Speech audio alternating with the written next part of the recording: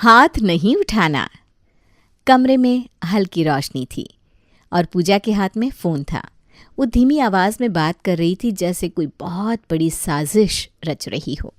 बस थोड़ा सब्र करो मोहित, सब कुछ प्लान के मुताबिक चल रहा है। मैं जल्द ही इस घर से आज़ाद हो जाऊंगी। पर पूजा, कहीं तुम अजय के करीब तो नहीं आ रही? मैंने सुन रहा था कि वो तुम्हें बहुत खुश रखता है। उफ़ो, तुम मुझ पर शक कर रहे हो? अजय की कोशिशों से कुछ नहीं बदलने वाला। मेरा मन तुम्हारे अलावा किसी और के लिए धड़क ही नहीं सकता। ठीक है, लेकिन ध्यान रखना तुम पर कोई शक ना करे। हाँ हाँ ठीक है, मैं फ़ोन रखती हूँ, शायद कोई आ रहा है। पूजा ने फ़ोन काट दिया। उसकी नज़र सामने पड़े गुलाबों के फूलों पर पड़ी जो अजय ने प्यार से उसे दिए थे। उसने एक लंबी सांस ली और फूलों को झटके से टेबल पर फेंक दिया। उसे अजय से कोई लगाव नहीं था, लेकिन वो सबके सामने बेचारी बनने की एक्टिंग बखूबी कर रही थी। तुम चाहे कितनी भी कोशिश कर लो अजय, मैं सिर्फ मोहित की हूँ और हमेशा उसी की रहूंगी। अगले दिन सुबह अजय अपने ऑफिस जाने के लिए तैयार हो रहा था और पूजा बेड पर बैठी अनमने ढंग से कंघी कर रही थी।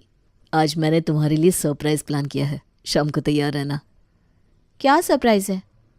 बस तुम तैयार हो जाना, तुम्हारी पसंदीदा जगह पर चलेंगे। ठीक है, देखते हैं। अजय खुश होकर ऑफिस चला गया, लेकिन उसके जाते ही पूजा ने तुरंत अपनी सास मालती के पास जाकर झूठी बातें करना शुरू कर दिया। माँ जी, मैं बहुत परेशान हूँ। अजय मेरी बिल्कुल परवाह नहीं करता। क्या कह रही हो बहू? अजय तो तुम्हारे लिए कुछ भी करने को हमेशा तैयार रहता है। सब दिखावा है माँ जी, जब कोई देख रहा हो तब प्यार दिखाता है, वरना मेरी हालत तक नहीं पूछता। अगर ऐसा ही है तो मैं उससे बात करती हूँ। मालती की बात सुनकर पूजा मन ही मन मुस्कुरा उठी। उसका प्लान धीरे धीरे काम कर रहा था।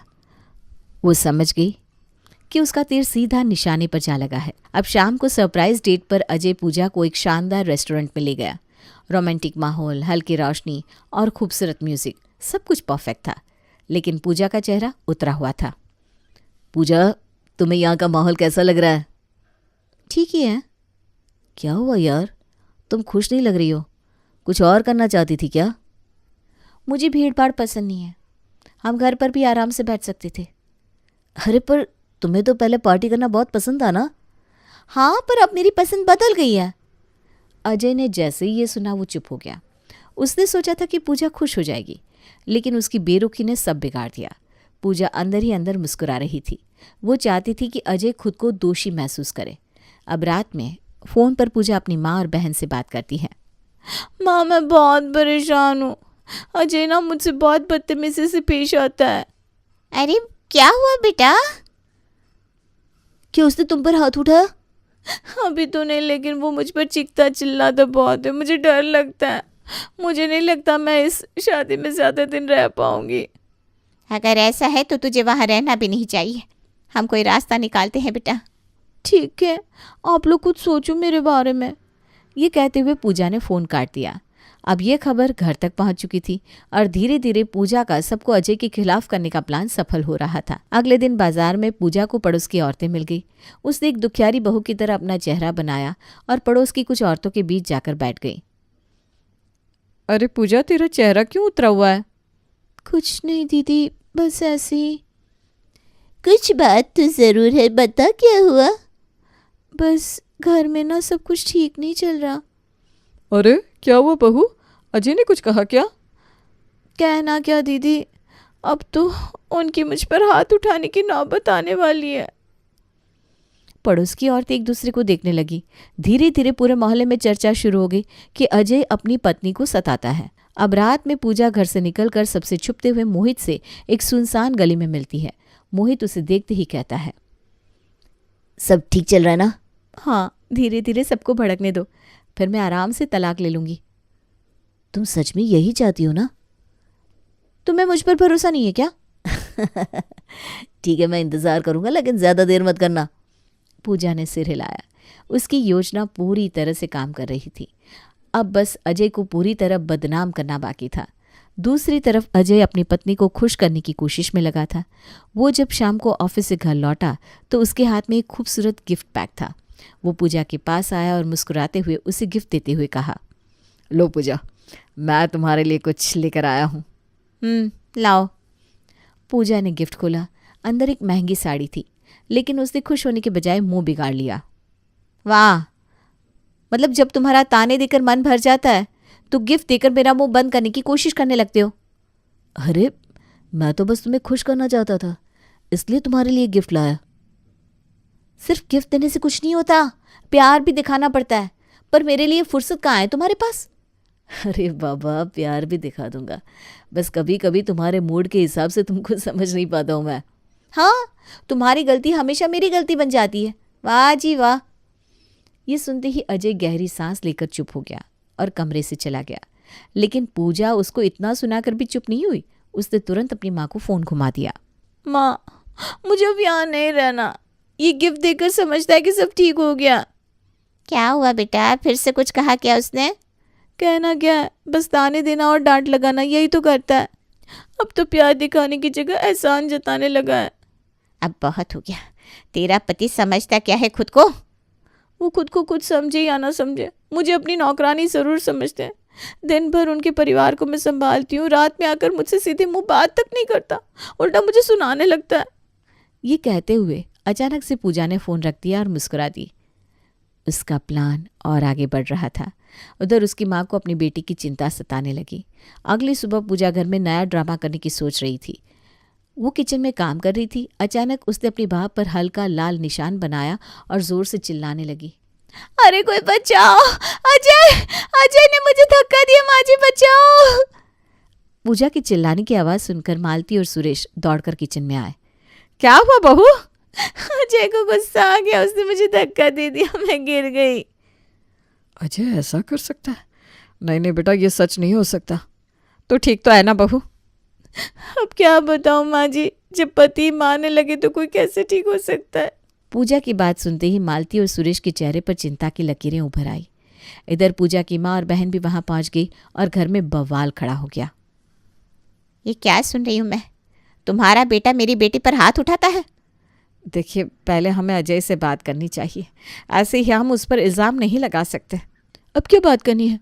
जब घर का लड़का ही लड़कियों पर हाथ उठाए तो माँ बाप भी आंखें मूंद ले क्या? मम्मा, मैं अब यहाँ नहीं रह सकती। तो चिंता मत कर बेटा, अब तेरी माँ यहाँ आ गई है, मैं भी देखूं तुझे कौन परेशान करता है। पूजा की चाल कामयाब हो रही थी। चिल्लाने की आवाज़ें सुनकर पड़ोस की औरतें भी मालती के घर के बाहर खड़ी होकर कानाफूसी कर रही थी। बाहर भीड़ देखकर पूजा गली में खड़ी होकर पड़ोस की औरतों से अपने दुखड़े रोने लगी। कोई भी लड़की ऐसी हालत में नहीं रह सकती, तुम लोग ही बताओ। रोज़ रोज़ के ताने सुनना, और अब तो मार भी सहती हूँ मैं। आखिर कब तक सहना पड़ेगा ये सब? क्यों, मारता है तेरा पति? हाँ दीदी, देखो मेरी हालत, रोज़ मुझ पर हाथ उठाते हैं। बहन, ऐसे पति के साथ तो बिल्कुल नहीं रहना चाहिए। ये सुनकर पूजा की आंखों में चमक आ गई। अब उसे और सहानुभूति मिलने लगी। अब कुछ दिन बाद पूजा ने अचानक सीढ़ियों से गिरने का नाटक किया और जोर जोर से चिल्लाने लगी।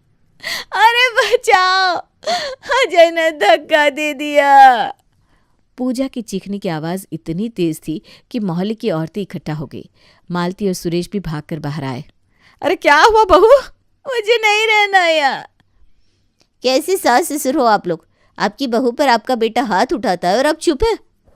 उसी समय अजय भी ऑफिस से आ जाता है। उसने देखा कि पूरा मोहल्ला उसके घर के बाहर इकट्ठा है और पूजा को घेरे खड़ा है। अरे भाई, क्या हुआ? तुमने मुझे धक्का दिया। क्या? मैंने कुछ नहीं किया। अब झूठ क्यों बोल रहा है? तेरी बीवी की हालत तो देख।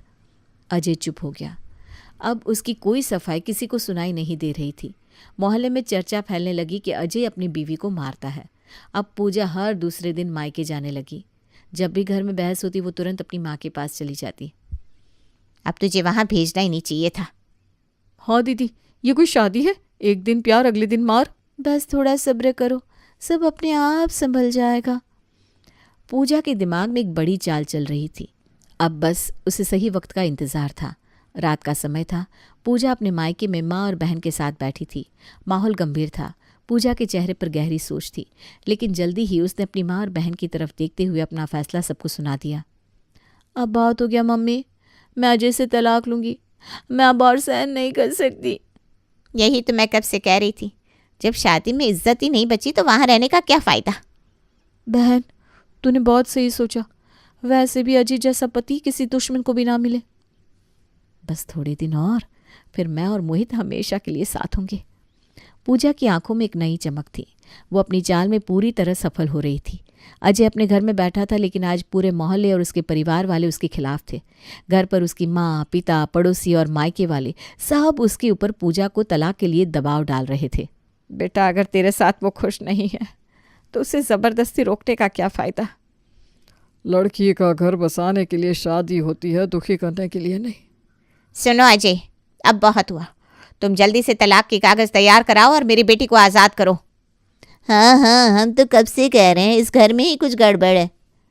अजय सिर झुकाए सबकी बातें सुन रहा था। वो बिल्कुल खामोश बैठा था। जब सभी ने उसे मजबूर कर दिया तो उसने गहरी सांस लेते हुए कहा, ठीक है, अगर यही सबकी मर्जी है तो मैं तलाक के कागज़ तैयार करवा देता हूँ। उसके ये बोलते ही पूजा की चाल सफल हो गई। अब बस आखिरी कदम बाकी था। कुछ दिन बाद सब घर वाले फिर से अजय के घर इकट्ठा हुए। अजय पूजा के सामने बैठा था। उसने टेबल पर तलाक के कागज़ रख दिए। ठीक है पूजा, अगर तुम मेरे साथ खुश नहीं हो तो मैं तुम्हें रोकूंगा नहीं। ये रहे तलाक के पेपर्स, मैंने इस पर साइन कर दिया है। पूजा ने कागज़ों की तरफ देखा। वो हमेशा यही तो चाहती थी, लेकिन आज जब ये सच में हो रहा था, उसके दिल में अजीब सी हलचल थी। क्या मैं सही कर रही हूँ? क्या हुआ पूजा?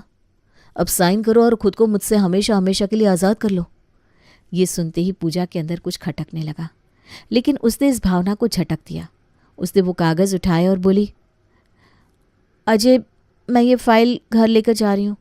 इसको पढ़कर इस पर साइन करके तुम्हें भिजवा दूंगी। ठीक है, जैसे तुम्हारी मर्जी। पूजा रात को अपने कमरे में अकेले बैठी अपना फ़ोन देख रही थी। अजय के पुराने मैसेज और तस्वीरें उसके सामने खुली थी। उन सभी में अजय ने हमेशा उसकी खुशी की परवाह की थी, उसके लिए छोटे छोटे सरप्राइज़ दिए थे, प्यार भरी बातें लिखी थी। वो सारे मैसेज पढ़ती हैं। तुम्हारी हंसी मेरी सबसे बड़ी खुशी है। जब भी उदास हो बस मुझे बता देना, मैं कुछ भी करूँगा तुम्हारी मुस्कान वापस लाने के लिए। मुझे पता है हम झगड़ते हैं, लेकिन इसका मतलब ये नहीं कि मैं तुमसे कम प्यार करता हूँ। मैं हमेशा तुम्हारे साथ हूँ पूजा। 2 मैसेज पढ़कर ही उसकी आंखें भर आई। वो सोचने लगी, क्या वो सच में अजय को कभी समझ पाई थी या नहीं। अजय इतना बुरा इंसान नहीं है, शायद गलती मेरी थी। रात के अंधेरे में पहली बार पूजा का दिल सच्चाई की तरफ झुकने लगा था।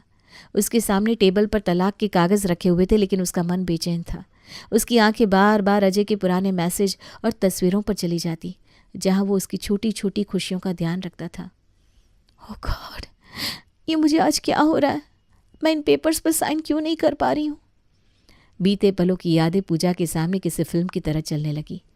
कैसे अजय उसकी पसंद की चीज़ें बिना पूछे ही ला कर देता था, कैसे वो उसके ख़राब मूड को भी एक हंसी में बदल देता था, और कैसे जब भी वो मायके जाने की जिद करती थी, अजय बिना किसी बहस के उसे छोड़ने आता था ताकि वो खुश रहे। यही सोचते हुए वो सो गई। अब अगले दिन सुबह नाश्ता करते हुए वो फिर से अजय के बारे में सोचने लगी।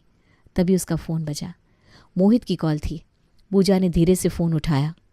तुमने अभी तक पेपर साइन नहीं किए? पता नहीं, कुछ अजीब लग रहा है। अरे तुम फिर से सोचने लगी? ये तुम्हारी ज़िंदगी का सबसे बड़ा मौका है, साइन कर दो, तुम्हारी ज़िंदगी बदल जाएगी। पर मोहित, अगर मैं गलत हुई तो? अरे तुम गलत कैसे हो सकती हो? देखो, मैं तुम्हें प्यार करता हूँ। बस तुम एक बार तलाक ले लो, फिर हमेशा मेरे साथ रहोगी। पूजा के हाथ कांपने लगे। अचानक पड़ोस की एक बुजुर्ग महिला, जिन्हें मोहल्ले में सब दादी कहते थे, आकर दरवाजे पर खड़ी हो गई। वो पूजा से मिलने आई थी। उन्होंने पूजा की आंखों में झांका, जो अब भी कागज़ों को देख रही थी। बेटा, कभी सोचा है कि सच्चा प्यार क्या होता है? क्या मतलब दादी? सच्चा प्यार वो नहीं जो तुम्हें छोड़ने की धमकी दे, बल्कि वो होता है जो हर हाल में तुम्हें संभाले। दादी की बात सुनकर पूजा चौंक गई। तो खुद सोच, अजय ने तुझे कभी छोड़ा क्या? जब तू गुस्से में रही तब भी वो तेरा साथ देता रहा, जब तूने उसे गलत समझा तब भी उसने कभी तुझसे शिकायत नहीं की। पूजा के दिमाग में दादी की बातें गूंजने लगी।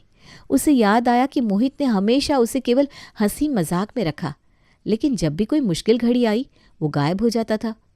वहीं अजय हमेशा उसके साथ खड़ा रहा, बिना कुछ कहे। दादी की बात सही है। अजय ने हमेशा मेरा साथ दिया और मेरी इज्जत को अपनी इज्जत समझा, जबकि मोहित केवल मुझे दिखाने के लिए प्यार करता रहा। जब शादी के समय मुझे उसकी ज़रूरत थी, वो तब भी गायब हो गया था। पूजा ने धीरे धीरे तलाक के कागज़ उठाए और वो अपने परिवार वालों को लेकर अजय के घर पहुंची। वहाँ सब आमने सामने बैठे हुए थे। पूजा ने अब टेबल पर रखे कागज़ उठाए। अजय को लगा पूजा उसके सामने साइन करके उसे तलाक देना चाह रही है। पूजा के हाथ अभी भी कांप रहे थे। उसने गहरी सांस ली और फिर कागज़ फाड़ने की आवाज़ गूंजती है। पूजा की आंखों से आंसू बहने लगे। उसने रोती हुई आवाज़ में कहा, मुझे अब एहसास हो गया है कि असली प्यार क्या होता है। तभी मोहित का फ़ोन आया। वो फ़ोन पर चिल्ला रहा था, क्या कर रही हो पूजा? तुमने कागज क्यों फाड़े? क्योंकि अब मैं समझ गई हूँ, तुम सिर्फ मौज मस्ती का प्यार करते थे, लेकिन अजय सच में प्यार निभा रहा था। मोहित गुस्से में फ़ोन काट देता है। वो जानता था कि अब उसके हाथ से खेल निकल चुका है। पूजा धीरे धीरे अजय के पास आई। वो चुपचाप खड़ा था। पूजा की आंखें शर्म से झुकी हुई थी। अजय, माफ़ कर दो मुझे। अजय ने उसे देखा लेकिन कुछ नहीं बोला। मैंने तुम्हारे साथ बहुत गलत किया। तुमने कभी मुझे दर्द नहीं दिया, लेकिन मैंने तुम्हें सबसे ज़्यादा तकलीफ दी। अजय ने गहरी सांस ली और फिर धीरे से मुस्कुराया। अब कभी ऐसा मत करना। पूजा ने सिर हिलाया और अजय को गले लगा लिया। आज उसने सच्चे प्यार की कीमत समझ ली थी।